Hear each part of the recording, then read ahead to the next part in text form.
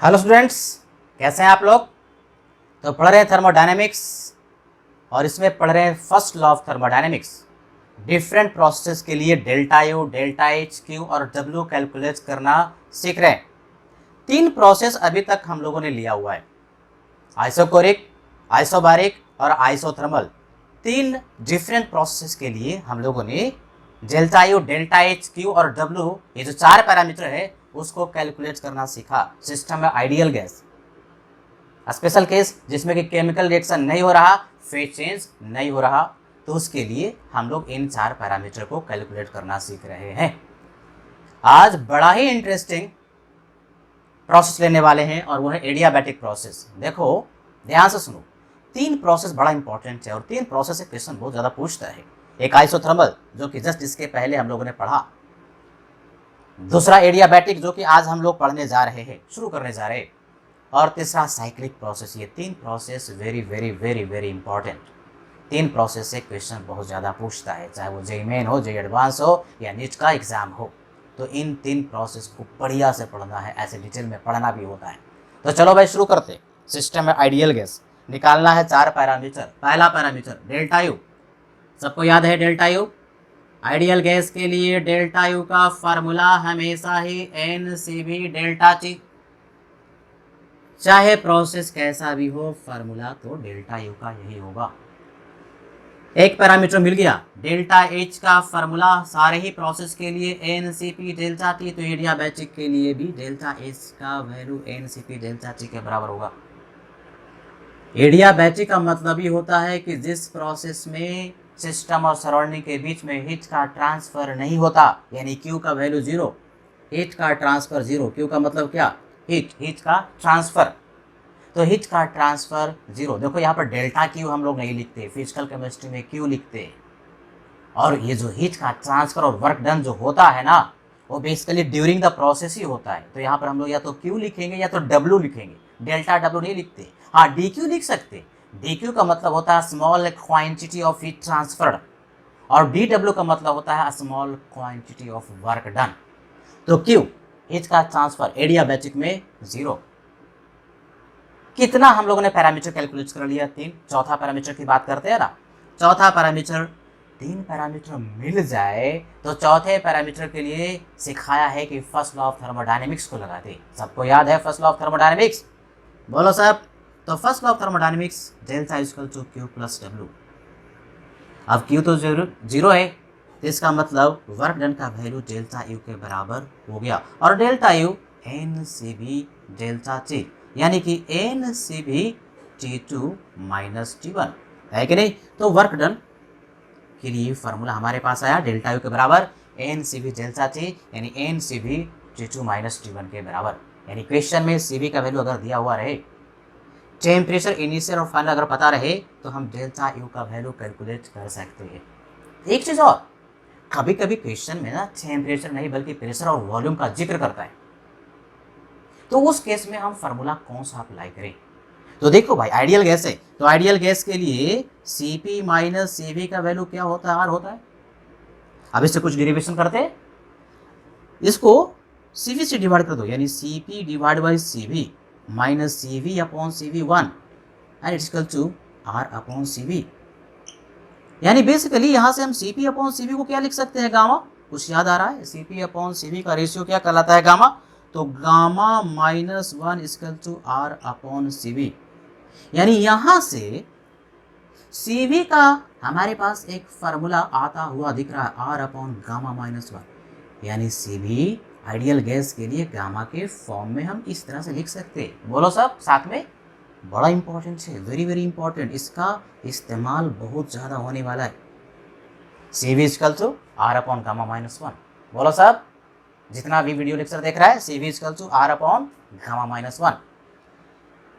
तो CV equal to R upon gamma minus 1 का value इस फार्मूले में जरा पुट करके देखते हैं। देखो मैं सब ध्यान से, वर्क डन का जो फार्मूला लिखा गया वो क्या है? NCV। तो CV को लिख सकते हैं R अपॉन गामा माइनस 1 और फिर T2 माइनस T1, यानी basically nRT2 minus nRT1। nRT का मतलब क्या? PV। nRT PV equal to nRT, यानी nRT2 that is equal to P2V2, nRT1 that is equal to P1V1 and divide by gamma minus 1। यानी work done का एक और हमारे पास फार्मूला आया। क्या फार्मूला आया बोलो साहब? P2V2 minus P1V1 divide by gamma minus 1, P2V2 minus P1V1 divide by gamma minus 1। यानी वर्क डन के लिए हमारे पास दो फार्मूला आ रहा है, एक टेम्परेचर के रिस्पेक्ट में और दूसरा प्रेशर वॉल्यूम के रिस्पेक्ट में।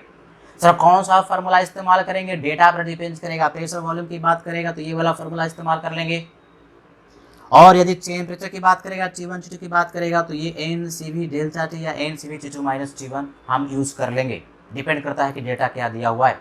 तो दोनों ही फार्मूला, बोथ फार्मूला, ये फार्मूला और ये फार्मूला हम रिवर्सिबल के लिए भी इस्तेमाल कर सकते हैं और इरिवर्सिबल के लिए अभी तो हमने कुछ बोला ही नहीं कि कौन सा फार्मूला किसके लिए होगा। यानी बेसिकली इरिवर्सिबल एडियाबैटिक के लिए ये फार्मूला यूज होगा और रिवर्सिबल के लिए भी यही वाला फार्मूला इस्तेमाल होगा। सिमिलरली वर्क डन का ये जो फार्मूला हम लोगों ने पढ़ा, रिवर्सिबल के लिए भी यही वाला फार्मूला और इरिवर्सिबल के लिए भी यही वाला फार्मूला। अर्थात दो फार्मूला वर्क डन का NCV डेल्टा T या P2V2 minus P1V1 divide by gamma minus 1 adiabatic process के लिए इस्तेमाल होगा, इरिस्पेक्टिव, इससे कोई मतलब नहीं रखता कि वो जो प्रोसेस है रिवर्सिबल है कि इरिवर्सिबल। लेकिन फाइनल जो पैरामीटर है, फाइनल जो टेम्परेचर है, फाइनल जो प्रेशर है, फाइनल जो वॉल्यूम है, उसको कैलकुलेट करने का तरीका रिवर्सिबल में अलग और इरिवर्सिबल में अलग। यानी फाइनल टेम्परेचर, प्रेशर और वॉल्यूम को कैलकुलेट करने का फार्मूला रिवर्सिबल में अलग होगा और इरिवर्सिबल में अलग होगा। लेकिन अगर एक बार रिवर्सिबल या इरिवर्सिबल का फाइनल टेम्परेचर, प्रेशर और वॉल्यूम मिल जाए तो वर्क डन का फार्मूला यही होगा, या तो NCV T2 माइनस T1 या तो P2V2 minus P1V1 and divide by gamma minus 1।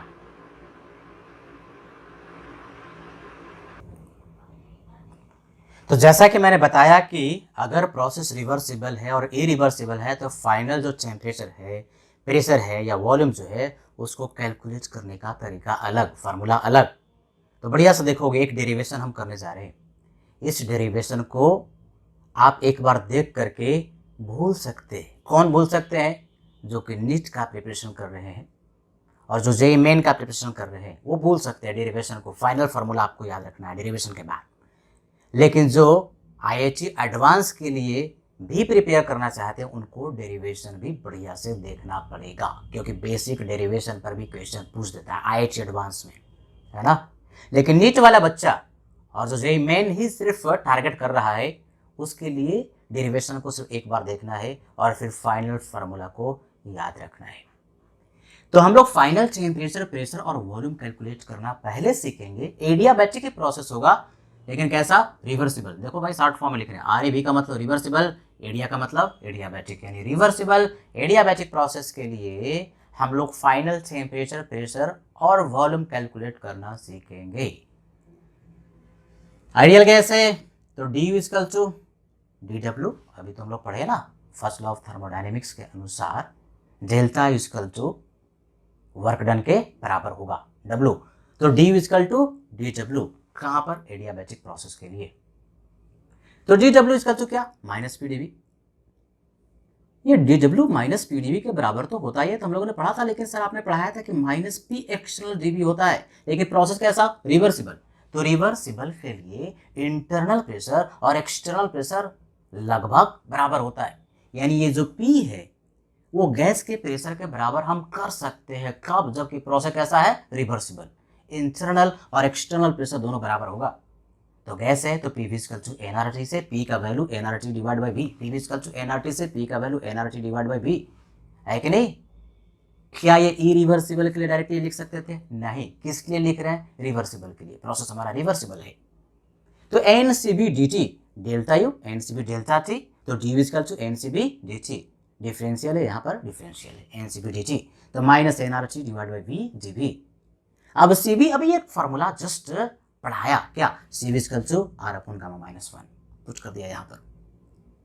अब बड़ा इंटरेस्टिंग, ये NR क्या हो गया? कैंसिल हो गया। फिर वेरिएबल को सेपरेट कर दिया, टेम्परेचर वाले को एक साथ और वॉल्यूम वाले को एक साथ, गामा तो कांस्टेंट है। तो L N T G T upon T को इंटीग्रेट करेंगे तो L N T, D V upon V को इंटीग्रेट करेंगे तो एल एन वी, और ये माइनस राइट हैंड साइड में था, लेफ्ट हैंड साइड में आएगा तो क्या हो जाएगा प्लस, यानी राइट वाले को भी इंटीग्रेट करके हमने यहाँ पर लेफ्ट में ले आया। बेसिकली क्या किए, इसको इंटीग्रेट कर दिया और इसको भी क्या कर दिए, इंटीग्रेट कर दिए।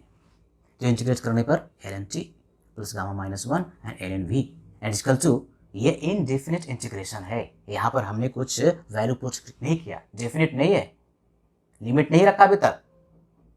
तो इनडेफिनिट इंटीग्रेशन में ना एक कांस्टेंट आता है, तो कांस्टेंट को बराबर कर दिया। अब थोड़ा लॉग का पैरामीटर लगा लेते, एल एन टी इसको एक्स कह लो, और ये गामा माइनस वन तो यहाँ से हटाना चाहे तो भी का पावर क्या हो जाएगा, गामा माइनस वन, यानी basically L N T and plus L N V का पावर गामा माइनस वन। तो भी का पावर गामा माइनस वन अगर बी है और टी अगर ए है तो L N A plus L N B के बराबर होता है। यानी बेसिकली इसको लिख सकते हैं मैथमेटिकली, जिनको बढ़िया से मैथ्स का नॉलेज है, L N temperature multiplied by volume का power gamma minus one is equal to constant. अरे भाई ये पूरा वैल्यू कांस्टेंट होगा, अर्थात इसका वैल्यू भी कांस्टेंट होना चाहिए। तो ये वाला वैल्यू भी क्या होगा, कांस्टेंट, यानी टेम्परेचर का पावर वन, वॉल्यूम का power gamma minus one. Gamma याद है क्या होता है, Poisson ratio, CP upon CV, it is equal to constant. अब ये तीन महासूत्र आने वाला है। एक फार्मूला तो रिवर्सिबल एडियाबैटिक प्रोसेस के लिए ही हुआ, टेम्परेचर एंड वॉल्यूम का power gamma minus one is equal to constant, पहला फार्मूला। अब इसी टेम्परेचर को, चूंकि आइडियल गैस है, इसमें हम प्रेशर में चेंज करना चाहें, सर ये कैसे कर दिए, पी का पावर वन, भी का power gamma is equal to constant. आपको डेरिवेशन से तो ए आया, ये कैसे लिख दिए, भगवान ने दिमाग दिया है, इस्तेमाल करके आप भी इस्तेमाल करो। आइडियल गैस है, टी को क्या लिख सकते हो, देखो भाई टी को हम लिख सकते हैं, टी की जगह पर P V equal to N R T से, है कि नहीं, P V upon N R, P V upon N R, T की जगह पर एंड मल्टीप्लाइड बाई भी का पावर गामा माइनस वन, है कि नहीं। तो एन तो कांस्टेंट है, आर तो कांस्टेंट है, तो एन और आर कांस्टेंट हो गया। तो पी का पावर देखो वन, पी का पावर वन और वी का पावर गामा माइनस वन, यानी ये प्लस वन, यानी भी का पावर गामा इक्वल टू क्या हो गया, कांस्टेंट, क्योंकि एन आर और कांस्टेंट मिल करके क्या हो जाएगा, कांस्टेंट। तो ऐसे आ जाता है। सिमिलरली यदि आप वॉल्यूम की जगह पर प्रेशर पुट करेंगे तो ये वाला फॉर्मूला आ जाएगा। यानी बेसिकली आप अपने से भी चेक कर सकते हैं, ये फॉर्मूला डिराइव किया और पीवी इक्वल टू एनआरटी से दूसरा भी आ सकता है और तीसरा भी आ सकता है। ये तीन फॉर्मूला महासूत्र है, सूत्रों का सूत्र रिवर्सिबल प्रोसेस के लिए। ये तीन फॉर्मूला बढ़िया से याद कर लेना है भाई। ये तीन फॉर्मूला अगर नहीं याद तो आपका रिवर्सिबल एडियाबैटिक प्रोसेस का क्वेश्चन सॉल्व नहीं होगा। फिजिक्स में सिर्फ रिवर्सिबल ही पढ़ना रहता है, इसलिए यही तीनों फार्मूला तुमको बार बार फिजिक्स में नजर आएगा। इरिवर्सिबल तो वहां पर है ही नहीं, इरिवर्सिबल तो यहाँ पर हम पढ़ा रहे हैं, फिजिकल केमिस्ट्री में पढ़ना है। तो ये तीन फार्मूला अप्लाइड दिमाग में रखना है। ओनली फोर, क्या लिख रहे हैं, ओनली फोर, किस प्रोसेस के लिए, एडियाबैटिक तो है लेकिन रिवर्सिबल एडियाबैटिक प्रोसेस। ध्यान रहे इरिवर्सिबल के लिए फाइनल टेम्परेचर कैलकुलेट करने का फार्मूला अलग होगा, जो कि इसके बाद पढ़ाएंगे। ये तीन फार्मूला, पहला, दूसरा, तीसरा, एकदम कंठस्थ याद रखना पड़ेगा। क्वेश्चन में कह दिया कि रिवर्सिबल एडियाबैटिक है तो ये तीन फार्मूला दिमाग में आ जाना चाहिए। पहला फार्मूला क्या, बोलो सब, टेम्परेचर वॉल्यूम वाला, टी भी का power gamma minus one equal to constant. ध्यान रहे टी का पावर वन है और वी का power gamma minus one equal to constant. Pressure का पावर वन, वॉल्यूम का power gamma equal to constant. Temperature का पावर गामा, प्रेशर का power one minus gamma equal to constant. Sir आप तीन formula लिख दिए, किस फार्मूला को इस्तेमाल करेंगे, डेटा पर डिपेंड करेगा ना। अगर डेटा में, क्वेश्चन में डेटा अगर टेम्परेचर वॉल्यूम की बात करेगा तो पहला वाला फार्मूला, प्रेशर वॉल्यूम की बात करेगा तो दूसरा वाला फार्मूला, और क्वेश्चन में अगर टेम्परेचर और प्रेशर की बात कर रहा होगा तो तीसरा वाला फार्मूला हम यूज कर लेंगे। यानी कि डेटा को देख करके तीनों फार्मूला में से हम सेलेक्ट करेंगे कि किन दो डेटा के बारे में इंफॉर्मेशन क्वेश्चन में दिया है, उस फार्मूले को इस्तेमाल करेंगे। इसका अर्थ क्या हुआ सर, कैसे इस्तेमाल करेंगे, इसका अर्थ बच्चों ये हुआ कि PV gamma equal to constant, मतलब P1 V1 का power gamma equal to P2 V2 का पावर गामा। अगर प्रेशर वॉल्यूम की बात करेगा, P1 दिया रहेगा, V1 पता रहेगा, P2 अगर पता है तो V2 यहाँ से हम पता कर सकते हैं। अगर गैस के बारे में जानकारी है तो गामा भी पता है। सिमिलरली सर इसका अर्थ क्या हुआ, इस फार्मूले को कैसे इस्तेमाल करेंगे टीवी वाला, तो क्या फार्मूला है, टीवी गामा माइनस 1। एक बार और लिखो, टीवी गामा माइनस 1 इसका पावर। तो initial value of T1 V1 का power gamma minus 1, final value that is T2 and V2 का पावर गामा माइनस 1। इसका अर्थ ये हुआ, यानी T1 का वैल्यू दिया रहेगा, V1 और V2 दिया रहेगा, गामा आपको पता है, तो यहाँ से फाइनल टेम्परेचर कैलकुलेट कर लेंगे। और एक बार फाइनल टेम्परेचर कैलकुलेट हो गया तो वर्क डन का formula NCV T2 minus T1 हम लगा देंगे। सिमिलरली तीसरा वाला फार्मूला एक बार लिख लो, क्या फार्मूला है, T का पावर गामा एंड P का पावर 1 माइनस गामा। दो बार लिखो, T का पावर गामा एंड P का पावर 1 माइनस गामा। इनिशियल और फाइनल जो वैल्यू है वो बराबर होगा, यहाँ 1 1 और यहाँ पर 2 2, यानी T1 का पावर गामा, P1 का power 1 minus gamma equal to T2 का पावर गामा एंड P2 का पावर 1 माइनस गामा। ये तीन फार्मूला कंठस्थ बार बार लिख करके दिमाग में घुमा करके याद हो जाना चाहिए। बहुत बच्चों को रहता है सर फार्मूला इतने सारे होते जा रहे हैं कि याद कैसे रखे। दिमाग की एक टेंडेंसी है कि अगर एक आध बार आप रिवाइज करते हैं तो उसको भूलता है, लेकिन फार्मूले को या किसी भी बात को बार बार आप रिवाइज करते हैं तो वो दिमाग से नहीं जाता। Top of the mind recall इसको कहते हैं। जिस बात को, जिस चीज़ को आप जितनी बार रिवाइज करते हैं वो आपके दिमाग में बैठ जाता है, फिर दिमाग रेसिस्ट नहीं करता। आप जैसे दुकान में आप जाते हैं और आपको ठंडा चाहिए तो कोका कोला का नाम लेते हो, पेप्सी का नाम लेते हो, क्यों, क्योंकि इतना पॉपुलर है, इतना बार एडवर्टीजमेंट इसका टीवी पर इधर उधर आ चुका है कि आपके दिमाग में छप गया है, इतनी बार रिवाइज हो चुका है। यानी revision is the key, revision is the only key. You have to revise again and again. Formula को लिखो, बार बार लिखो, दिमाग में रखो। सर लास्ट टाइम आ गया फार्मूला तो याद ही नहीं, क्योंकि फार्मूला को आपने दिमाग में बार बार घुमाया नहीं। बार बार लिखो, फेंको, फाड़ो, फिर लिखो, फिर दिमाग में रखो, फिर प्रैक्टिस से फार्मूला बार बार न्यूमेरिकल करते करते फार्मूला भी याद हो जाता है। तो फार्मूला तो याद करके आपको एग्जाम में जाना ही पड़ेगा ना। कॉन्सेप्ट सर सब क्लियर था, फार्मूला, अरे भाई कॉन्सेप्ट क्लियर था, फार्मूला नहीं याद था तो कॉन्सेप्ट किस बात का कॉन्सेप्ट। फार्मूला बढ़िया से याद रखना जरूरी है और कॉन्सेप्ट तो क्लियर होना ही होना चाहिए, है कि नहीं। तो इसका इस्तेमाल हम लोग अभी सीखेंगे, लेकिन इसके बाद ये तो हुआ रिवर्सिबल एडियाबैटिक प्रोसेस के लिए हम लोग फाइनल पैरामीटर टेम्परेचर, वॉल्यूम और प्रेशर कैलकुलेट करना सीख रहे हैं। लेकिन इरिवर्सिबल में ये तीनों फार्मूला जो डिराइव किए वो एप्लीकेबल नहीं है। इरिवर्सिबल एडियाबैटिक के लिए final temperature, final parameter calculate करने का फार्मूला डिफरेंट होगा, वो हम लोग अब सीखेंगे।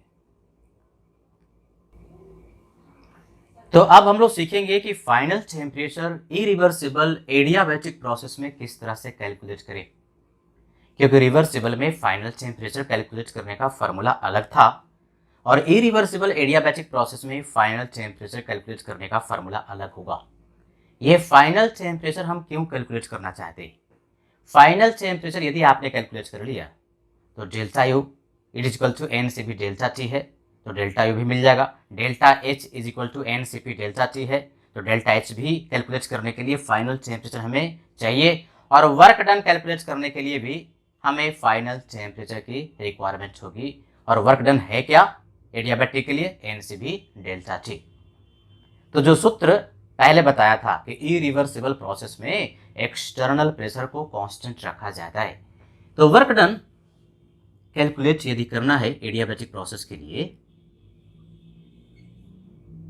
तो एक फार्मूला तो है ही है कि एक्सटर्नल प्रेशर यदि कांस्टेंट होता है तो वर्क डन का formula minus P external V2 minus V1 है कि नहीं।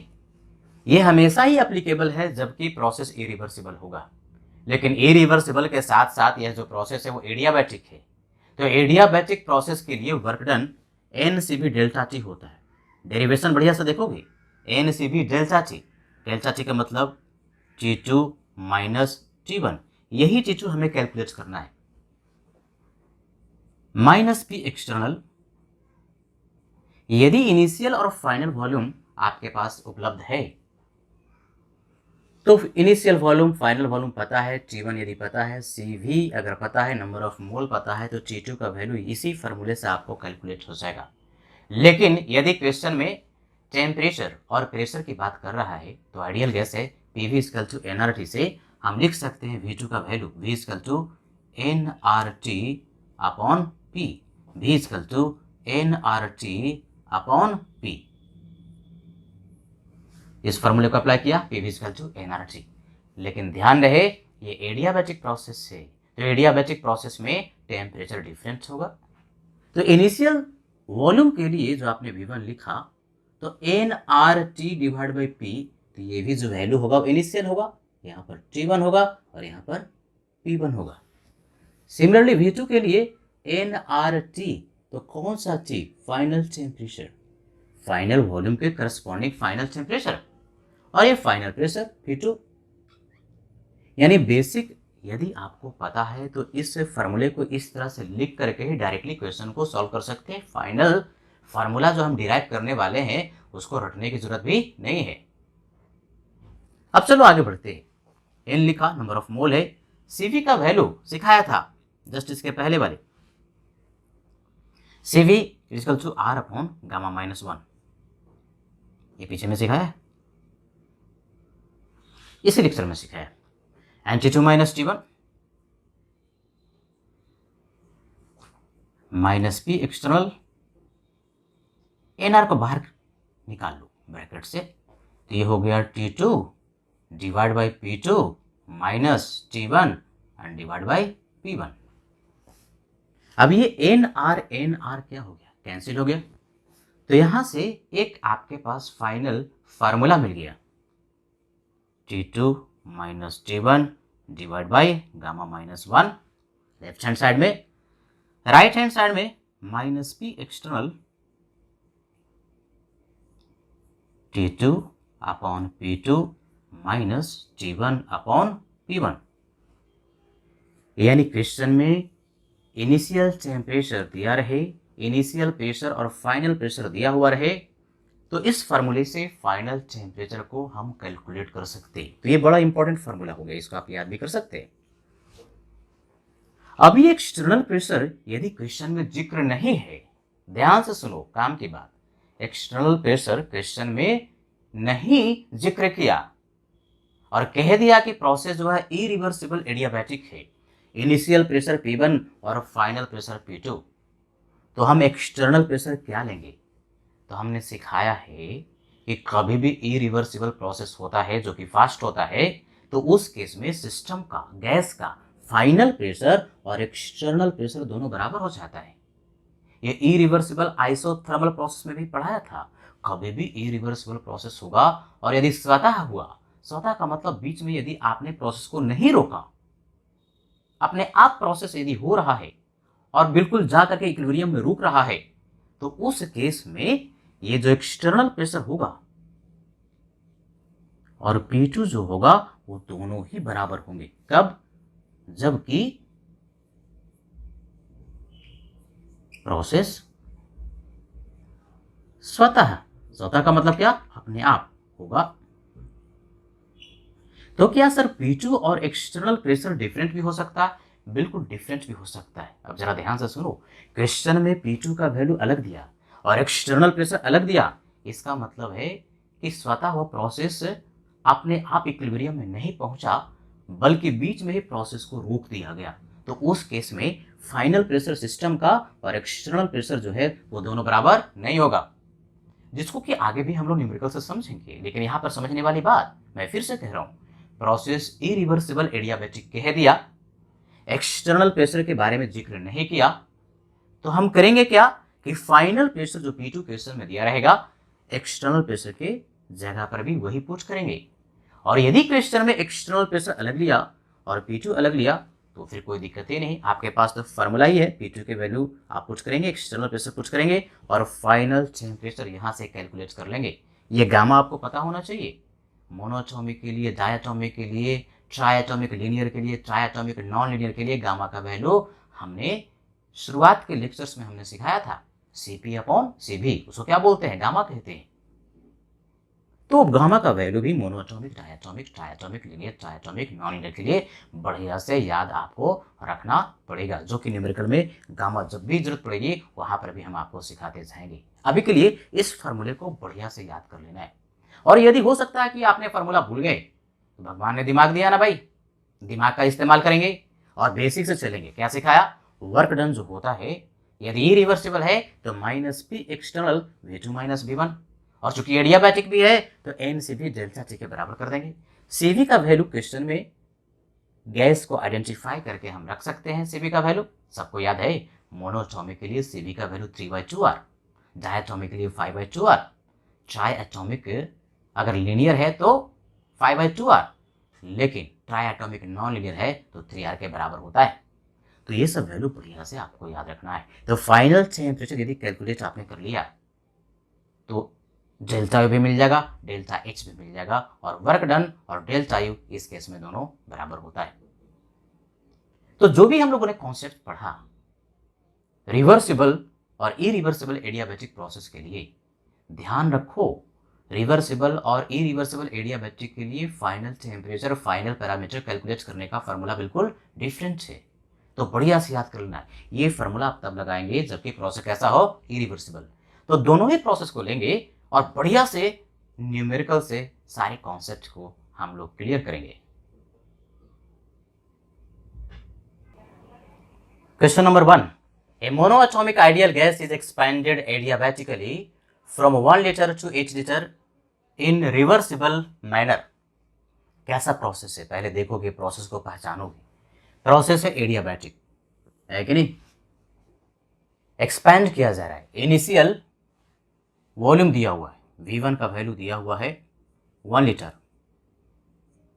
फाइनल वॉल्यूम V2 का वैल्यू दे दिया 8 लीटर, एक्सपेंशन हो रहा है। P1 का वैल्यू दे दिया 32 एटमॉस्फेयर, इंफॉर्मेशन दिया हुआ है। मोनोएटॉमिक आइडियल गैस से, रिवर्सिबल प्रोसेस से, मोनोएटॉमिक जैसे ही कह दिया, क्योंकि गामा की जरूरत पड़ने वाली है, तो मोनोएटॉमिक के लिए गैस कैसा, मोनोएटॉमिक। मोनोएटॉमिक जैसे ही कह दिया तुरंत दिमाग में Cp और Cv का वैल्यू आ जाना चाहिए। क्या भाई? तो Cv का वैल्यू मोनोएटॉमिक के लिए 3/2r और Cp का वैल्यू 5/2r। सबको याद है ना? ये सब याद रखना बहुत जरूरी है। Cv का वैल्यू मोनोएटॉमिक के लिए 3/2r और Cp का वैल्यू 5/2r। डेल्टा यू में भी जरूरत पड़ेगा Cv का, और डेल्टा एच में Cp की जरूरत पड़ेगी। और गामा अभी जरूरत पड़ेगा भाई। गामा होता क्या है, Cp/Cv। देखो पीछे बताया था, अगर भूल गए हो तो मैं फिर बता रहा हूँ। गामा जो होता है पॉइसन रेशियो कहते हैं, वो होता है Cp/Cv। तो ये कितना हो जाएगा, Cp/Cv करो, 2 कैंसिल होके 5/3 हो जाएगा। मोनोएटॉमिक के लिए गामा का वैल्यू 5/3। अब क्या क्या कैलकुलेट करना है, फाइनल प्रेशर। जैसे ही रिवर्सिबल एडियाबैटिक कह दिया, ध्यान से सुनो, जैसे ही रिवर्सिबल एडियाबैटिक कह दिया, 3 फार्मूला तुरंत दिमाग में आ जाना चाहिए। एक प्रेशर वॉल्यूम वाला, एक प्रेशर और टेम्परेचर वाला, और एक टेम्परेचर और वॉल्यूम वाला। 3 फार्मूला। 3 फार्मूला में से सर कौन सा फार्मूला हम इस्तेमाल करें?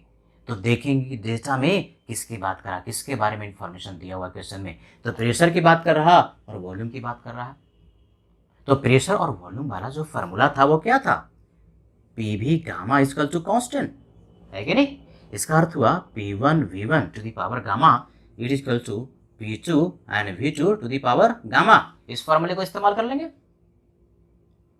अब यहां से इस फार्मूले से आप देख सकते हैं, P2 पूछता है तो P2/P1 अगर लिखोगे तो हो जाएगा V1/V2 का पावर गामा। मैथमेटिकली वॉल्यूम को एक साइड कर लिया और प्रेशर को हमने एक साइड कर लिया। अब आपके पास फाइनल प्रेशर नहीं पता, P2 नहीं पता, लेकिन P1 तो क्वेश्चन में दिया हुआ है 32 एटमॉस्फेयर। P1 का वैल्यू 32 एटमॉस्फेयर। इनिशियल वॉल्यूम आपके पास दिया 1 लीटर और final volume is equal to 8 litre. और गामा तो कैलकुलेट कर लिया भाई, कितना, 5/3। तो मैथमेटिकली इसको हम लोग सॉल्व कर सकते हैं।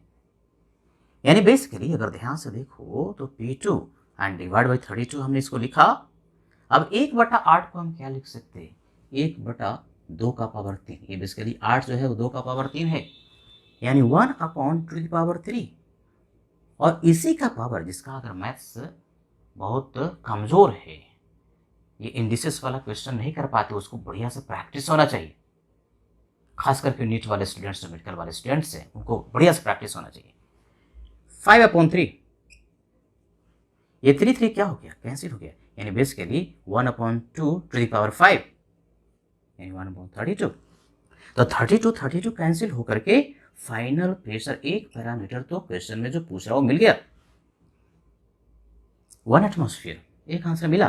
फाइनल प्रेशर गैस का 1 एटमॉस्फेयर के बराबर होगा, एक आंसर आया। और क्वेश्चन में क्या पूछ रहा है, क्वेश्चन में पूछ रहा है कि delta U, delta H, Q और डब्ल्यू का वैल्यू कैलकुलेट कीजिए।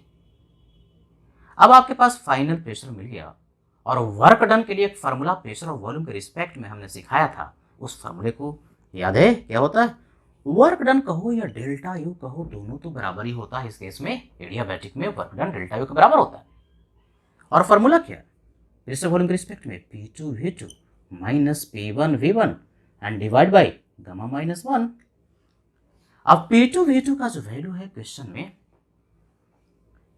प्रेशर P2 मिल गया 1 एटमॉस्फेयर, फाइनल वॉल्यूम तो क्वेश्चन में दिया 8 लीटर, इनिशियल प्रेशर दिया हुआ था 32 एटमॉस्फेयर दिस वैल्यू, और इनिशियल वॉल्यूम 1 लीटर था, and divide by gamma -1 that is equal to 5/3 and -1। Solve कर सकते हैं, यदि आपने सॉल्व किया तो वर्क डन का वैल्यू आ जाएगा, ये -24 हो जाएगा, है कि नहीं, और नीचे में 2 हो गया, 3 ऊपर चला गया, यानी बेसिकली 12 दूना 24, 12 तिया 36 -36 atmosphere litre. Unit atmosphere litre में क्यों आ रहा, क्योंकि प्रेशर और वॉल्यूम का यूनिट एटमॉस्फेयर में दिया और लीटर में दिया, इसलिए यूनिट ये आ रहा है। कन्वर्जन तो आपको करने आता ही है, यदि क्वेश्चन में जूल में पूछ रहा होता तो वर्क डन का वैल्यू एटमॉस्फेयर लीटर से जूल में कन्वर्ट करने आता है, किससे गुना करते हो, 101.325 से, यानी अप्रॉक्सीमेटली 100 से मल्टीप्लाई करोगे तो वर्क डन का वैल्यू आपको मिल जाएगा जूल में, है कि नहीं। तो वर्क डन और डेल्टा यू दोनों बराबर है, यही आपका डेल्टा यू भी हो गया, डेल्टा यू और वर्क डन दोनों बराबर होता है। क्या क्या पैरामीटर मिल गया, फाइनल प्रेशर, क्या मिल गया, डेल्टा यू, और क्या मिल गया, डब्ल्यू, और क्या पूछता है, डेल्टा एच। ये कैसे कैलकुलेट करोगे भाई, तो डेल्टा एच और डेल्टा यू के बीच में आइडियल गैस के लिए एक रिलेशनशिप भी सिखाया था, delta H and divide by delta U. Delta H क्या होता है, NCP delta T, delta U क्या होता है, NCP delta T, N delta T cancel होकर के क्या बचेगा, गामा, यानी बेसिकली डेल्टा एच का वैल्यू जो है gamma and multiply by delta U. Delta U आपने कैलकुलेट किया हुआ है -36, और गामा का वैल्यू 5/3, 12 तिया 36, यानी बेसिकली 12×5 = 60 एटमॉस्फेयर लीटर के बराबर डेल्टा एच का वैल्यू ये हो जाएगा। यानी जो जो भी क्वेश्चन में पूछा आपने कैलकुलेट कर लिया। ध्यान रहे, ये फार्मूला सर आपने क्यों लगाया, वो तीनों फार्मूला में से इसी फार्मूला को क्यों लगाया, क्योंकि क्वेश्चन में प्रेशर और वॉल्यूम की बात कर रहा है।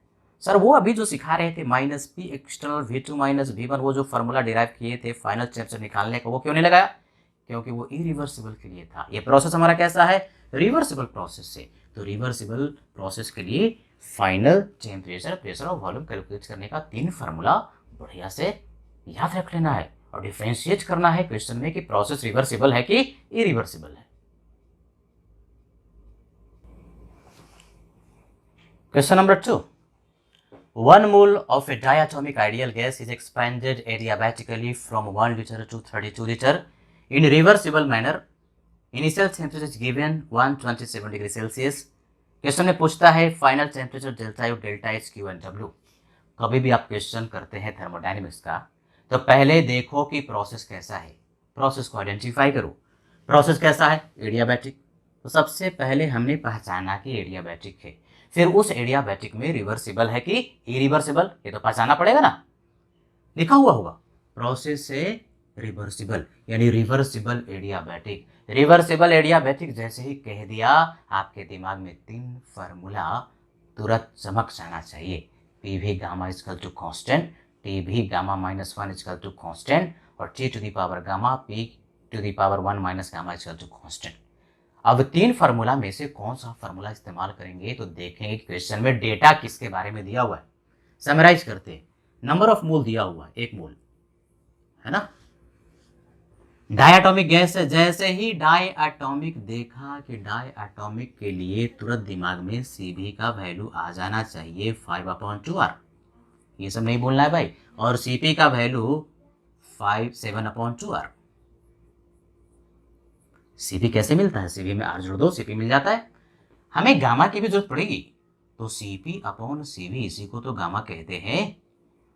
तो Cp/Cv करो 7/5, तो 7/5 गामा का वैल्यू आ गया 1.4। और क्या दिया हुआ है, इनिशियल वॉल्यूम दिया हुआ है 1 लीटर के बराबर, फाइनल वॉल्यूम दिया हुआ है 32 लीटर के बराबर।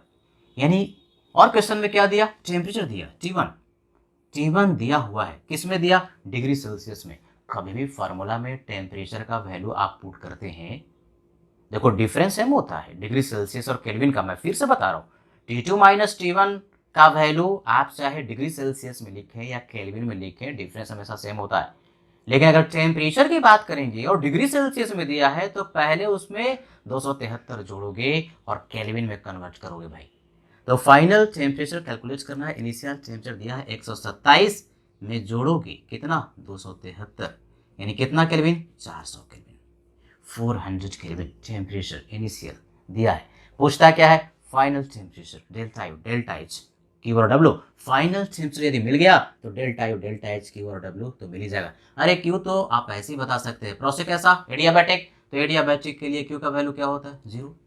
ये क्या कैलकुलेट करना, एडियाबैटिक जैसे ही कह दिया कि हीट का ट्रांसफर नहीं होता, वो तो बेसिक प्रिंसिपल ही है। इसके पहले वाले भी क्वेश्चन में जो क्यू कैलकुलेट करना था उसमें क्यू का वैल्यू कितना होगा, एडियाबैटिक के लिए क्यू का वैल्यू 0 के बराबर। तो चलो भाई शुरू करते हैं। तीन फार्मूला में से कौन सा फार्मूला इस्तेमाल करेंगे, लगाओ दिमाग। पीवी वाला कि टीपी वाला कि वीटी वाला। वॉल्यूम की बात कर रहा, वॉल्यूम की बात कर रहा, टेम्परेचर की बात कर रहा, तो वॉल्यूम और टेम्परेचर वाला। क्या फार्मूला है, TV gamma minus 1 equal to constant, TV gamma minus 1 equal to constant, initial value और ये फाइनल वैल्यू। यानी बेसिकली गामा माइनस 1 का भी वैल्यू हमें कैलकुलेट करना पड़ेगा। तो निकाल ही लेते हैं गामा माइनस 1। ये कैसे कैलकुलेट करोगे, तो गामा माइनस 1, गामा पता है 7/5 and minus 1 that is equal to 2/5, घटा दो 2/5। अब इसको रीअरेंज कर लो, तो T2/T1 it is equal to V1/V2 का पावर गामा माइनस 1। अब तो सिंपल मैथ से यार कर सकते हो, वेरी इजी। तो T2 का वैल्यू हमें कैलकुलेट करना है, केल्विन में आएगा। T1 का वैल्यू 400 केल्विन आप केल्विन में लिख चुके हैं। इनिशियल वॉल्यूम दिया हुआ है 1 लीटर, फाइनल वॉल्यूम भी मेंशन है 32 लीटर, और गामा माइनस 1 तो निकाला ना 2/5। ये 32 को आप क्या लिख सकते हैं, 2 टू द पावर 5 लिख सकते हैं, सिंपल मैथ्स। ये इंडिसेस वाला बढ़िया से सीख लेना, 2 टू द पावर 5 और इसका पावर भी 2/5। ये 5 क्या होगा, कैंसिल, यानी बेसिकली ये क्या हो गया 1/4। तो फाइनल टेम्परेचर आपको मिल गया 400/4 यानी 100 केल्विन, केल्विन में आएगा। आपने टेम्परेचर इनिशियल T1 का वैल्यू केल्विन में रखा, T2 का वैल्यू भी केल्विन में ही आएगा। टेम्परेचर को सॉल्व हमेशा केल्विन में ही करते हैं। तो फाइनल टेम्परेचर मिल गया, ये मिल गया तो सब मिल गया। और क्या क्या पूछता है, फाइनल टेम्परेचर यदि आपको मिल गया तो डेल्टा यू का वैल्यू पूछता है। डेल्टा यू और वर्क डन एडियाबैटिक प्रोसेस में बराबर होता है। फॉर्मूला याद है, NCB delta T, NCB delta T. यानी डेल्टा यू के लिए वैल्यू आप निकाल सकते हैं नंबर ऑफ मोल 1, CV का वैल्यू डायटोमिक के लिए 5/2R, और delta T final temperature minus initial temperature. ध्यान रहे फाइनल है 100 और इनिशियल था 400। यानी सॉल्व करेंगे, ये कितना हो गया 300, 150, 15×5 = 75, यानी बेसिकली माइनस आएगा, ध्यान रहे -750 R के बराबर। ये डेल्टा यू हुआ। अगर आर के रिस्पेक्ट में आंसर दिया है चार ऑप्शन में तो यही आंसर हो गया डेल्टा यू का। देखो एक एक क्वेश्चन में हम लोग बहुत सारा क्वेश्चन कर रहे हैं। कितने क्वेश्चन है? 1 2 3 4 5 क्वेश्चन है। आपसे कोई एक ही पैरामीटर पूछेगा तो डेल्टा यू का वैल्यू -750 आर आया। यदि आंसर जूल में दिया तो आर का वैल्यू 8.314 रखोगे, ध्यान से सुनो। और आंसर यदि कैलोरी में दिया तो आर का वैल्यू 2 पुट करोगे। कैलोरी में 2 होता है आर का वैल्यू और जूल में 8.314 होता है। और क्या निकालना है? Delta H. ये क्या फॉर्मूला? आइडियल गैस के लिए डेल्टा एच का हमेशा ही फॉर्मूला एनसीपी डेल्टा टी। ये सब फॉर्मूला बिल्कुल नहीं भूलना है भाइयों। नंबर ऑफ मोल 1, सीपी का value 7/2r and delta T अभी तो निकाला -300, 721/2 यानी कि 1050। डेल्टा एच का वैल्यू आया -1050 आर के बराबर। सारे पैरामीटर मिल गए, delta U, delta H, Q और डब्ल्यू। और क्यू तो आप निकाल ही चुके, एडियाबैटिक कह दिया तो एच का ट्रांसफर नहीं होगा, यानी क्यू का वैल्यू 0। समझ में आ रहा है क्वेश्चन को कैसे कर रहे हैं? पहले आइडेंटिफाई करो कि प्रोसेस कैसा है। कर लिया एडियाबैटिक है, फिर रिवर्सिबल की इरिवर्सिबल, रिवर्सिबल है। कितना फार्मूला दिमाग में आया? 3 फार्मूला। उन 3 फार्मूला में कौन सा फार्मूला इस्तेमाल करेंगे? जिसके बारे में डेटा दिया। किसके बारे में दिया? टेम्परेचर और वॉल्यूम का जिक्र किया तो इस फार्मूला को इस्तेमाल करेंगे, जीबी वाला, GB gamma equal to constant. वहां से क्या किया? फाइनल टेम्परेचर कैलकुलेट कर लिया। फाइनल टेम्परेचर कैलकुलेट करके delta U NCP delta T और delta H NCP delta T, ध्यान रखते हुए कि डेल्टा यू और वर्क डन का वैल्यू एडियाबैटिक प्रोसेस में बराबर होता है।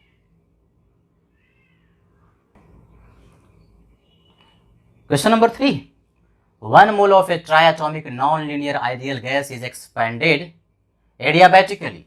प्रोसेस को पहचान लिया कि एडियाबैटिक है। From 16 atm to 1 atm। Pressure की बात करा, इनिशियल प्रेशर दे दिया 16 atm और एक्सपेंशन के बाद प्रेशर घट करके 1 atm हो गया। T1 दिया हुआ, इनिशियल टेम्परेचर गैस का दे दिया 27 डिग्री सेल्सियस। क्या क्या कैलकुलेट करना है? Final temperature, delta U, delta H, Q, W, वही जो 4 पैरामीटर कैलकुलेट करना था वो तो निकालना ही निकालना है। और उसको निकालने के लिए हमें चाहिए फाइनल टेम्परेचर, तो भी कैलकुलेट करना है। If the process is reversible, इस क्वेश्चन नंबर 3 में हम 2 पार्ट लेंगे। पहला पार्ट रिवर्सिबल और दूसरा पार्ट लेंगे इरिवर्सिबल। तो पहले ले रहे हैं रिवर्सिबल प्रोसेस से।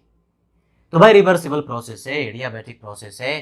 3 फार्मूला तो तुरंत दिमाग में आ गया। अब जरा देखते हैं कि डेटा में किसकी बात कर रहा है। Try atomic non linear. जैसे ही ट्राई एटॉमिक नॉन लीनियर की बात किया ना, सीबी का वैल्यू तुरंत दिमाग में आना चाहिए 3r और सीपी का वैल्यू आ जाना चाहिए 4r। यानी बेसिकली सीवी मिला कितने के बराबर? 3r और सीपी मिल गया किसके बराबर? 4r के बराबर। तो गामा मिल जाएगा ना 4/3। Try atomic non linear ideal gas के लिए गामा का वैल्यू याद भी कर लो 4/3, 1.33। और क्या दिया हुआ इंफॉर्मेशन? P1 का वैल्यू दे दिया 16 एटमॉस्फेयर, P2 का वैल्यू दे दिया 1 एटमॉस्फेयर, फाइनल प्रेशर घट गया। इनिशियल टेम्परेचर T1 का वैल्यू दे दिया, केल्विन में कैलकुलेट कर लो ना भाई, टेम्परेचर को तो केल्विन में ही रखते हैं, temperature must always be in kelvin. कितना जोड़ोगे? 273, यानी बेसिकली 300 केल्विन इनिशियल टेम्परेचर है। फाइनल टेम्परेचर कैलकुलेट करना है। 3 फार्मूला दिमाग में आया, कौन कौन? पीवी वाला, जीवी वाला और टीपी वाला। किसकी बात कर रहा? टेम्परेचर की बात कर रहा। और किसकी बात कर रहा? प्रेशर की। तो तुरंत दिमाग में फार्मूला आ जाना चाहिए, टी का पावर गामा, पी का power 1 minus gamma equal to constant. T का पावर गामा और पी का power 1 minus gamma equal to constant. Initial value और फाइनल वैल्यू दोनों बराबर होगा। अब इसको रीअरेंज कर लेते हैं। यानी basically T2/T1 equal to, pressure को एक साथ कर लो तो P1/P2 का पावर 1 माइनस गामा, और ये गामा जो होगा इधर जाएगा तो डिवीजन में आ जाएगा। यानी basically 1 minus gamma upon gamma का वैल्यू तो आपको निकालना पड़ेगा ना। 1 माइनस गामा अपॉन गामा यदि हम कैलकुलेट करेंगे तो 1 माइनस 4/3 एंड डिवाइड बाई 4/3, आ जाएगा -1/4। अब ये वैल्यू आ गया तो यहां पर हम वैल्यू पुट करते हैं। फाइनल टेम्परेचर हमें नहीं पता, इनिशियल पता है 300 केल्विन। P1 पता है 16 एटमॉस्फेयर, P2 पता है 1 एटमॉस्फेयर, इसका power 1 minus gamma divide by gamma, इस वैल्यू को पुट करो -1/4। इंडिसेस का क्वेश्चन बढ़िया से आना चाहिए, बार बार कह रहे हैं। 16 को नीचे करोगे, 1 को ऊपर करोगे तो माइनस से प्लस हो जाएगा। इनवर्स के लिए 1/16 का पावर 1/4, ये 2 का पावर 4 है ना, 4 4 कैंसिल हो जाएगा, यानी 2 का पावर 1, यानी बेसिकली ये आ जाएगा 1/2। तो फाइनल टेम्परेचर कैलकुलेट करके एक पैरामीटर तो आपको मिल गया 300/2 यानी 150 केल्विन। एक आंसर आया, फाइनल टेम्परेचर का वैल्यू 150 केल्विन। एक चीज और नोट करते जाओ, एक्सपेंशन हुआ, एडियाबैटिक एक्सपेंशन हुआ, टेम्परेचर घट गया। एडियाबैटिक एक्सपेंशन हुआ, टेम्परेचर घट गया। एडियाबैटिक एक्सपेंशन में टेम्परेचर घटता है, क्यों? थोड़ा दिमाग लगाओगे, भगवान ने दिमाग दिया है। डेल्टा यू और वर्क डन का फॉर्मूला, वर्क डन सोचो, एक्सपेंशन हो रहा नेगेटिव आना चाहिए, और एनसीवी डेल्टा टी है, तो डेल्टा टी का वैल्यू नेगेटिव होगा तभी तो वर्क डन नेगेटिव होगा। तो डेल्टा टी का वैल्यू नेगेटिव होने के लिए टेम्परेचर को घटना पड़ेगा।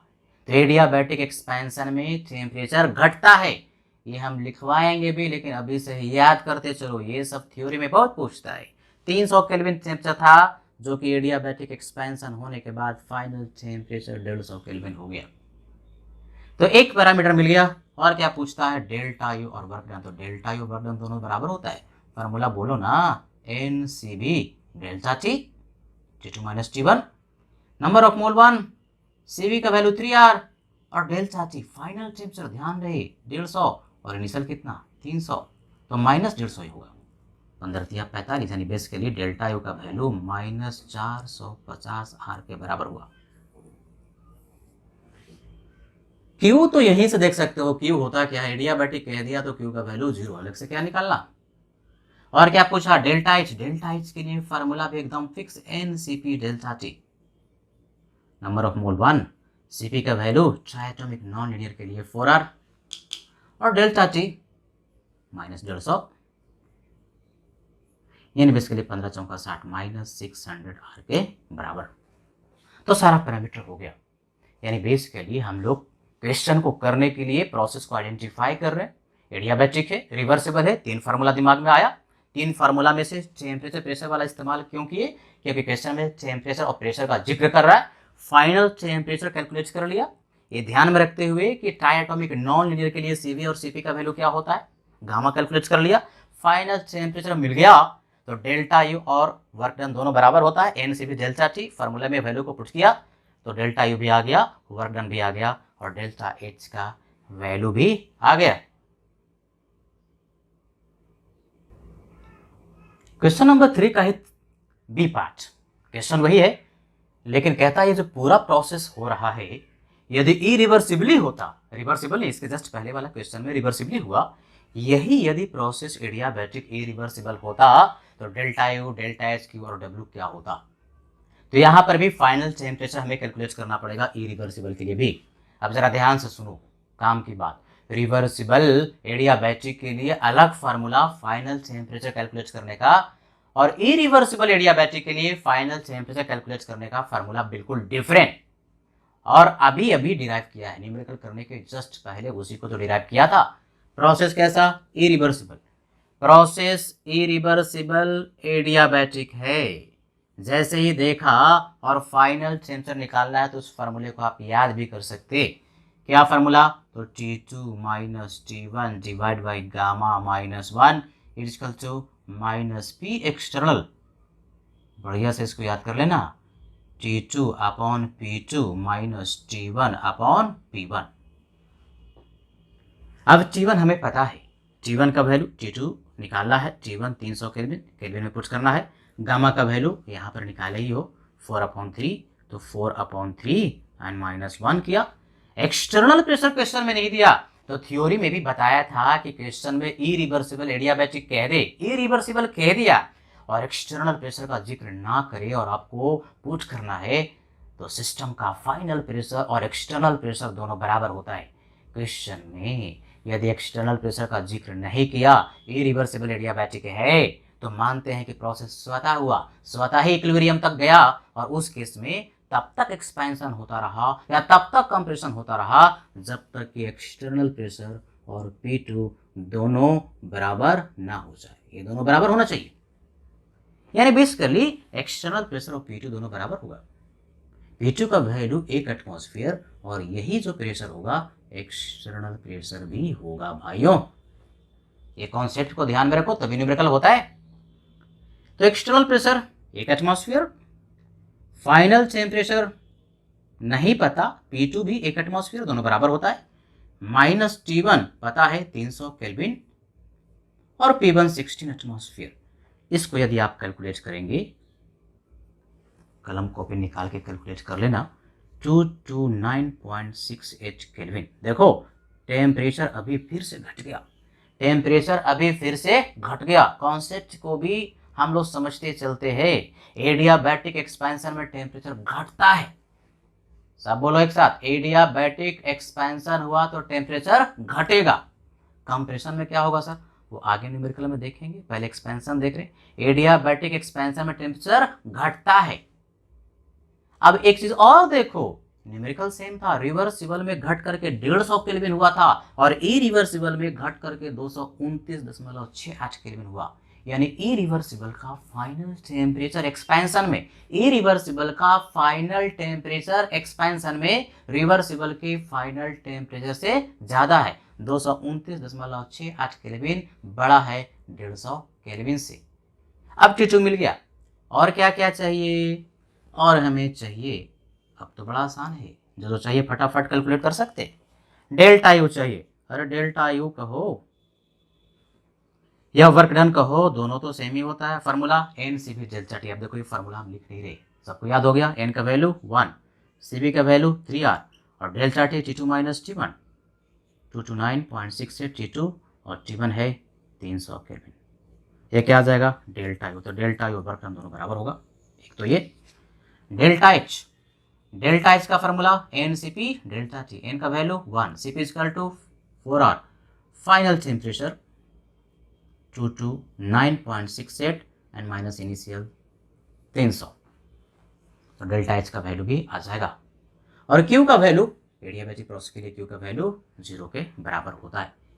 यानी सारे पैरामीटर हमें इस प्रोसेस के लिए भी मिल गया। यानी सीखने वाली बात कि रिवर्सिबल एडियाबैटिक के लिए अलग फार्मूला और इरिवर्सिबल के लिए क्वेश्चन यदि वही है तो फार्मूला डिफरेंट होगा। और इरिवर्सिबल में यदि एक्सटर्नल प्रेशर का जिक्र ना किया तो फाइनल प्रेशर P2 का वैल्यू और एक्सटर्नल प्रेशर दोनों बराबर होता है।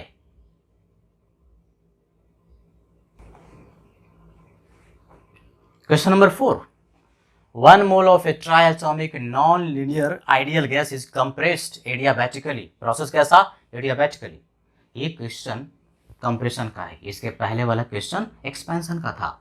फ्रॉम 1 atm टू 16 atm, शुरुआत में प्रेशर 1 एटमॉस्फेयर था, कंप्रेस करने के बाद प्रेशर बढ़ करके 16 atm हो गया।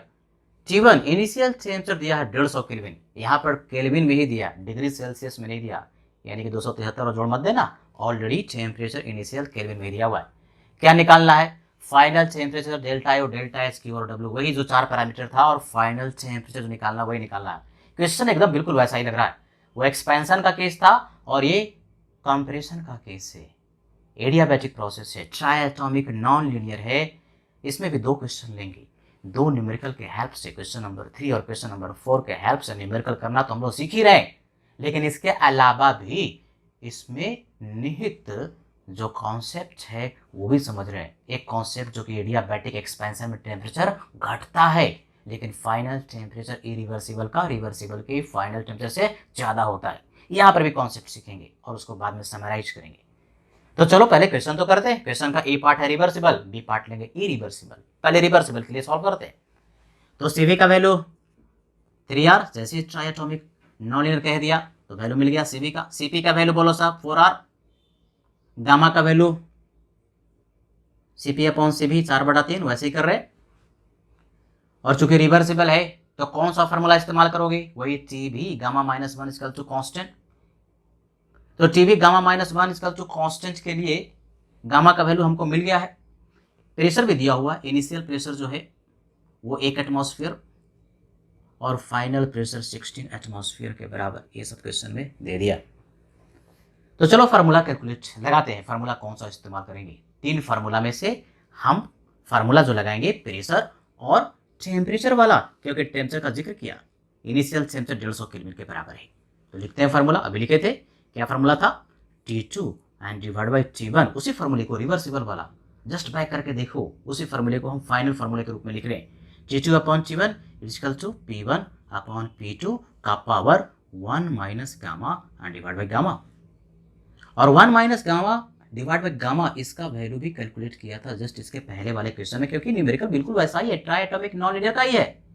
गामा का वैल्यू पुट करेगा तो 1 minus gamma divide by gamma का वैल्यू आ जाएगा -1/4। फाइनल टेम्परेचर नहीं पता, इनिशियल पता है 150 केल्विन, P1 पता है 1 एटमॉस्फेयर और P2 पता है 16 एटमॉस्फेयर, और ये -1/4 कर दिया। ये 16 ऊपर जाएगा तो ये माइनस से क्या हो जाएगा, प्लस हो जाएगा। बेसिकली इसको लिख सकते हैं 1 बटा ऊपर में 16 को हमने कर दिया, 16 को क्या लिख सकते हैं 2/4, सॉरी 2 टू द पावर 4, और इसका पावर 1/4। ये 4 कैंसिल करो, कितना हो गया 2। यानी फाइनल टेम्परेचर 300 केल्विन के बराबर हुआ। रिवर्सिबल में फाइनल टेम्परेचर 150 केल्विन से बढ़ करके 300 केल्विन हो गया। कुछ नजर आ रहा है, दिमाग चल रहा है कि कंप्रेशन में टेम्परेचर बढ़ रहा है कि घट रहा है। एडियाबैटिक कंप्रेशन में टेम्परेचर घट रहा है कि बढ़ रहा है, देख करके बताओ। पहले कितना था? 150 केल्विन था, इनिशियल टेम्परेचर 150 केल्विन था, और अब बढ़ करके कंप्रेशन होने के बाद टेम्परेचर कितना हो गया? 300 केल्विन। यानी कि एडियाबैटिक कंप्रेशन जब रिवर्सिबल हो रहा था तो टेम्परेचर बढ़ रहा था, एक्सपेंशन में टेम्परेचर घटता है। एडियाबैटिक एक्सपेंशन में टेम्परेचर घटता है और कंप्रेशन में टेम्परेचर बढ़ता है। इरिवर्सिबल में भी देखें कि बढ़ेगा। तो चलो भाई, फाइनल टेम्परेचर हम लोगों ने कैलकुलेट कर लिया। अब क्या निकालना है? Delta U. अब तो तुम मास्टर हो गए हो, डेल्टा यू और क्यू का वैल्यू एडियाबैटिक में बराबर होता है, याद है? फार्मूला क्या? NCB delta T. अब फार्मूला हम नहीं लिख रहे, कितनी बार बार हम लिखेंगे? अब तो आपको याद हो जाना चाहिए। डेल्टा यू का फार्मूला बोलो साहब, NCB डेल्टा टी। एन कितना? 1, CB का वैल्यू 3R, डेल्टा टी के लिए फाइनल टेम्परेचर 300, इनिशियल 150। यानी basically delta U, sorry Q नहीं बल्कि वर्क डन, डेल्टा यू और वर्क डन दोनों बराबर होता है। क्यू का वैल्यू तो 0, जैसे ही एडियाबैटिक कह दिया कि क्यू का वैल्यू 0 हो जाएगा। जैसे अगर यहाँ पर क्यू भी पूछ रहा होता तो क्यू का वैल्यू एडियाबैटिक प्रोसेस के लिए 0। तो वर्क डन और डेल्टा यू का वैल्यू दोनों बराबर होता है। तो डेल्टा यू का वैल्यू और वर्क डन आपको मिल गया, कितना आ गया? 15 या 45, 450 R के बराबर डेल्टा यू और वर्क डन आपको मिल गया। और क्या चाहिए? डेल्टा एच चाहिए। क्या फार्मूला? NCP 4R और डेल्टा टी। डेल्टा टी के लिए फाइनल टेम्परेचर 300 और इनिशियल 150, 15 चौका 60, 600R। डेल्टा एच का वैल्यू भी आपको मिल गया। तो करने का तरीका एकदम बिल्कुल सेम, जैसे एक्सपेंशन रिवर्सिबल में फार्मूला लगाया, कंप्रेशन रिवर्सिबल में भी वैसे ही फार्मूला लगाया। एक्सपेंशन में टेम्परेचर फाइनल कम हो गया और कंप्रेशन में फाइनल टेम्परेचर बढ़ गया। यानी एक्सपेंशन में टेम्परेचर घटता है एडियाबैटिक में, और कंप्रेशन में टेम्परेचर बढ़ता है।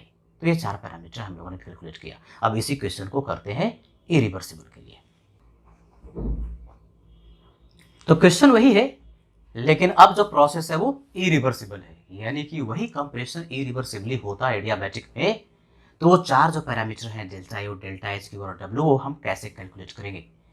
प्रोसेस को पहचाना, एडियाबैटिक, एडियाबैटिक के साथ साथ कैसा? इरिवर्सिबल। अरे यही वाला क्वेश्चन, ऐसा ही क्वेश्चन तो क्वेश्चन नंबर 3 किया था, वो एक्सपेंशन का था और ये कंप्रेशन का है। सबको देखना है, एक्सपेंशन के लिए भी न्यूमेरिकल और कंप्रेशन के लिए भी न्यूमेरिकल करके देखेंगे। फार्मूला सेम ही होता है, लेकिन फाइनल आंसर में क्या फर्क पड़ रहा है, क्या कॉन्सेप्ट आ रहा है, उसको भी साथ में सीखते जाना है। तो डेटा तो बिल्कुल वैसे ही हमने लिख दिया, और जैसे ही कह दिया कि एडियाबैटिक इरिवर्सिबल, देखो हम फिर से बता रहे हैं भाई, एडियाबैटिक इरिवर्सिबल प्रोसेस है, तो इसके लिए वो 3 फार्मूला नहीं लगाओगे जो कि रिवर्सिबल एडियाबैटिक के लिए था। इसके लिए फाइनल टेम्परेचर कैलकुलेट करने का फार्मूला ही अलग होता है। ध्यान से देखोगे, ये formula T2 - T1 divide by gamma -1, it is equal to minus P external T2 upon P2 minus T1 upon P1। सारा इंफॉर्मेशन वही है। और ये भी सिखाया था कि इरिवर्सिबल एडियाबैटिक प्रोसेस में फाइनल प्रेशर और एक्सटर्नल प्रेशर दोनों बराबर लेंगे। कब? जबकि क्वेश्चन में एक्सटर्नल प्रेशर का जिक्र ही नहीं किया, यानी दोनों बराबर होगा। तो झंझट ही खत्म, पहचान लिया कि P2 हमें पता है, एक्सटर्नल प्रेशर भी पता चल गया। तो वैल्यू पुट करते हैं। T2 नहीं पता, T1 पता है 150 केल्विन,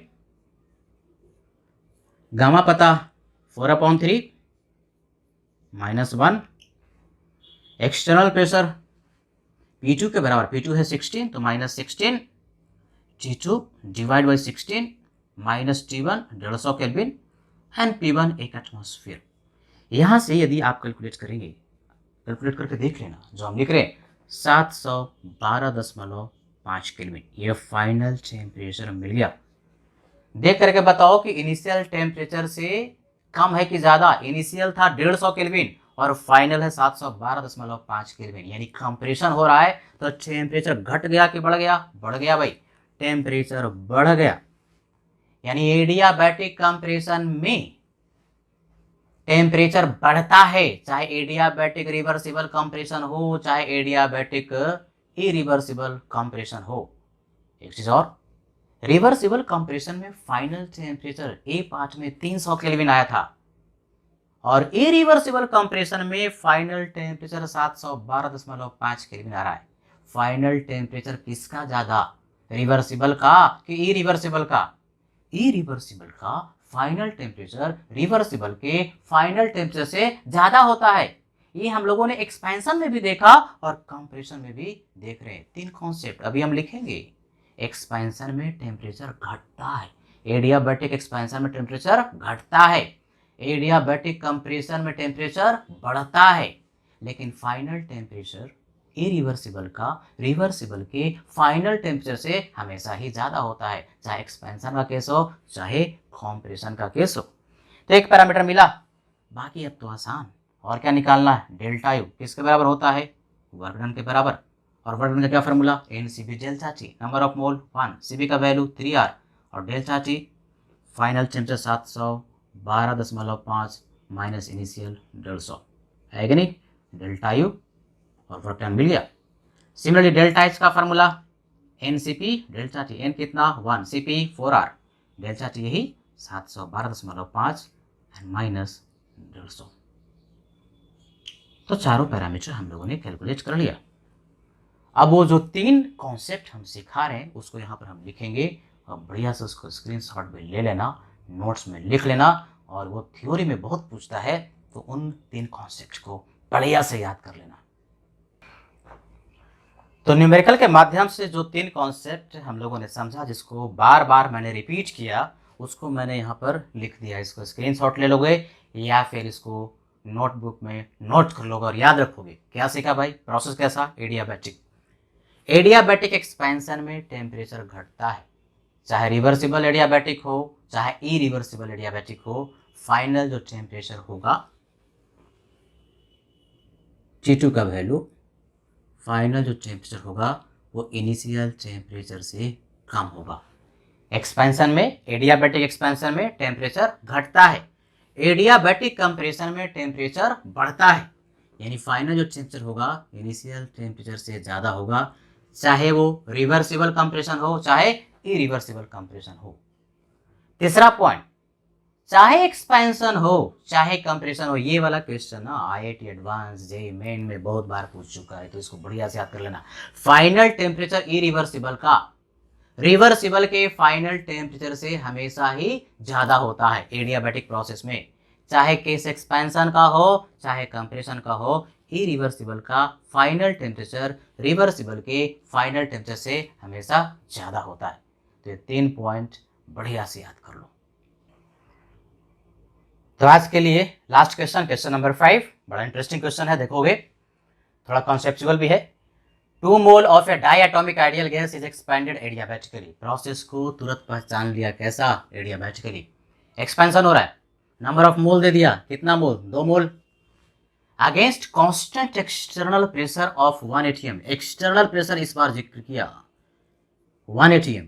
अभी तक जितना भी प्रोसेस लिया था बाहर का प्रेशर के बारे में जिक्र अलग से नहीं किया था, यहां पर किया है एक्सटर्नल प्रेशर 1 एटीएम के बराबर है। ये P1 और P2 दिया, यानी गैस, आइडियल गैस जो है उसके लिए इनिशियल प्रेशर 10 एटमॉस्फेयर था, जो कि घट करके एक्सपेंशन के बाद 2 एटीएम रह गया। T1 दिया हुआ है 27 डिग्री सेल्सियस, P1 P2 दिया हुआ है। समराइज करने की क्या जरूरत है, समरी में लिखा। टेम्परेचर T1 केल्विन में कितना केल्विन, 300 केल्विन। क्या पूछता है, T2 delta U delta H Q और डब्ल्यू। सर बड़ी दुविधा है, यहाँ पर तो लिखा नहीं कि प्रोसेस रिवर्सिबल है कि इरिवर्सिबल है, बड़ी दुविधा है। आपने तो बताया था कि प्रोसेस रिवर्सिबल इरिवर्सिबल लिखेगा तो दोनों के लिए फाइनल टेम्परेचर निकालने का फॉर्मूला अलग होता है। इस क्वेश्चन में तो जिक्र ही नहीं किया कि जो प्रोसेस है वो रिवर्सिबल है कि इरिवर्सिबल है। सूत्रों का सूत्र, महासूत्र याद रखना है। क्वेश्चन में यदि एक्सटर्नल प्रेशर कांस्टेंट कह दिया, क्वेश्चन में कह दिया कि एक्सटर्नल प्रेशर कांस्टेंट है, तो सूत्र सिखाया था कि जो प्रोसेस होगा वो कैसा होगा, इरिवर्सिबल। इरिवर्सिबल प्रोसेस में एक्सटर्नल प्रेशर को कांस्टेंट रखा जाता है। तो सूत्र को याद रखते हुए, उस मंत्र को याद रखते हुए प्रोसेस को पहले पहचाना। जिसने प्रोसेस को पहचान लिया क्वेश्चन तुरंत सॉल्व हो गया। तो पहली बात तो ये कि प्रोसेस को पहचाना। अब प्रोसेस को पहचान लिया तो फाइनल टेम्परेचर कैलकुलेट करने का फॉर्मूला वहां जरा देखो, तो दिमाग में आया, लिखा T2 minus T1 divide by gamma minus 1 equal to minus P external, bracket शुरू, T2 upon P2 minus T1 upon P1। Sir आपने तो बताया था कि P2 और एक्सटर्नल प्रेशर का वैल्यू बराबर होता है। कब बताया था, हर एक पॉइंट को ध्यान से सुना करो। तब बताया था जबकि एक्सटर्नल प्रेशर का अलग से जिक्र ना किया हो। तो हम मानते हैं कि जो एक्सपेंशन या कंप्रेशन हुआ स्वतः हुआ, अपने आप हुआ, बीच में प्रोसेस को रोका नहीं गया। लेकिन अगर क्वेश्चन में एक्सटर्नल प्रेशर अलग दे और P2 अलग दे तो कोई टेंशन ही नहीं है। टेंशन तो तब ना जबकि एक्सटर्नल प्रेशर के बारे में जिक्र ना करे, तो उस केस में P2 के बराबर लेंगे। लेकिन एक्सटर्नल प्रेशर कह ही दिया 1 एटमॉस्फेयर, एक्सटर्नल प्रेशर कह ही दिया 1 एटमॉस्फेयर और P2 कह दिया 2 एटमॉस्फेयर, यानी कि ये दोनों बराबर नहीं है। स्वतः एक्सपेंशन नहीं हुआ, बीच में उसको एक्सपेंशन पूरा होने के पहले ही रोक दिया, 2 एटमॉस्फेयर पर ही रोक दिया, पूरा एक्सपैंड होकर के 1 एटमॉस्फेयर तक नहीं पहुंचा। तो ये तो क्वेश्चन और भी आसान ना, सारा ही वैल्यू दिया हुआ है। T2 नहीं पता, T1 पता है 300 केल्विन। गामा डायटोमिक गैस है भाई, डायटोमिक गैस के लिए Cb का वैल्यू 5/2R, Cp का वैल्यू 7/2R। तो यहां से गामा का वैल्यू कैलकुलेट कर लो। गामा कितना, 7/5। तो 7/5 -1 डायटोमिक के लिए। एक्सटर्नल प्रेशर जिक्र किया हुआ है 1 एटमॉस्फेयर। फाइनल टेम्परेचर नहीं पता, P2 दिया है क्वेश्चन में 2 एटमॉस्फेयर, T1 300 केल्विन पता है और P1 भी दिया हुआ है 10 एटमॉस्फेयर के बराबर। यहां से क्वेश्चन को हमने सॉल्व कर लेना है। ये आ जाएगा 260 केल्विन के बराबर। सब कैलकुलेट करके देखोगे तो फाइनल टेम्परेचर 260 केल्विन के बराबर आ गया। अब फाइनल टेम्परेचर आ गया तो बाकी सारा पैरामीटर आ जाएगा। डेल्टा यू फार्मूला बोलो सब लास्ट में। आज के लिए अंतिम कुछ मिनट्स में पढ़ाई होने वाली है। डेल्टा यू का value NCV delta T, number of mole 2, CV का नंबर ऑफ मोल 2 दिया हुआ है यहाँ पर, CV का वैल्यू 5/2R और डेल्टा T फाइनल टेम्परेचर 260 और इनिशियल था 300। निकाल लोगे, कैंसिल हो जाएगा बेसिकली, 40 + 200 बेसिकली -200R आ जाएगा। क्या आ गया, डेल्टा यू। और डेल्टा यू और वर्क डन दोनों क्या होता है, बराबर होता है एडियाबैटिक के लिए। क्यू तो सोचना ही नहीं यार, एडियाबैटिक कह दिया तो क्यू का वैल्यू क्या, 0। ये तो यही कर सकते हैं 0, एडियाबैटिक के लिए क्यू का वैल्यू 0। और डेल्टा H का फॉर्मूला बोलो साहब, NCP delta T, number of mole 2, Cp का वैल्यू 7/2R, ये दो कैंसिल कर देना। और डेल्टा T अभी तो निकाला -40, यानी बेसिकली 7×28 -280R के बराबर। क्या मिल गया, डेल्टा H।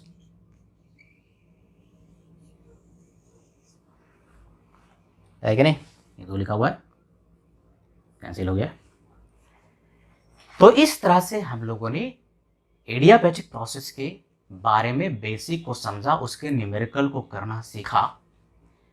आगे वाले क्लास में हम लोग क्या सीखेंगे, जो नेक्स्ट क्लास होगा उसमें हम लोग सीखेंगे कि ये जो एडियाबैटिक प्रोसेस और आइसोथर्मल प्रोसेस हम लोग डिटेल में पढ़े, उनके बीच में ग्राफिकल कंपैरिजन, रिवर्सिबल आइसोथर्मल और रिवर्सिबल एडियाबैटिक प्रोसेस है तो उसको ग्राफिकली हम कैसे कंपेयर करेंगे, फाइनल टेम्परेचर किस में ज़्यादा होता है किस में कम होता है, वर्क डन किस में ज़्यादा होता है किस में कम होता है, एक्सपेंशन का केस अलग होगा, कंप्रेशन का केस अलग होगा। यानी कंपैरिजन पर, एडियाबैटिक और आइसोथर्मल के कंपैरिजन पर क्वेश्चन बहुत ज़्यादा पूछता है।